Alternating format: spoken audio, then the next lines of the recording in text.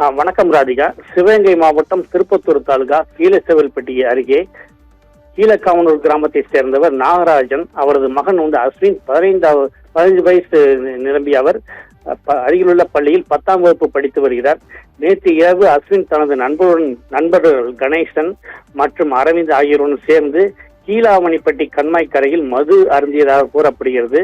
அப்போது ஏற்பட்ட கருத்து வேறுபாடு காரணமாக அஸ்வினை மற்ற 2 நண்பர்களும் சேர்ந்து கழுத்தை அறுத்தி கொலை செய்துவிட்டு தப்பி ஓடி சென்று விட்டனர்.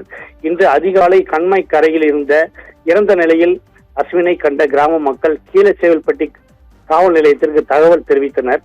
சம்பவ இடத்திற்கு வந்த காவல்துறையினர் உடலை கைப்பற்றி உடற்கூறு ஆய்விற்காக சிவகங்கை அரசு மருத்துவக் கல்லூரி மருத்துவமனைக்கு அனுப்பி வைத்து அஸ்வினுடன் இரவில் இருந்து மது அருந்திய கணேசன் மற்றும் அரவிந்தை தேடி வருகின்றனர். சிவகங்கை மாவட்ட காவல்துறை கண்காணிப்பாளர் சிவபிரசாத் சம்பவ இடத்திற்கு நேரில் வந்து ஆய்வு மேற்கொண்டார். 10ஆம் வகுப்பு மாணவன் நண்பருடன் மது அருந்திய போது ஏற்பட்ட தகராறில் உயிரிழந்த சம்பவம் சிவகங்கை மாவட்டத்தில் பெரும் சோகத்தை ஏற்படுத்தியுள்ளது.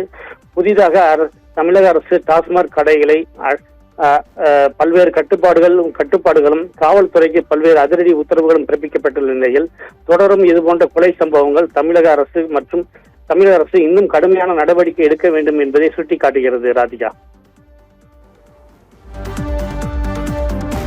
தகவல்களுக்கு நன்றி. பாஸ்கரவேலு.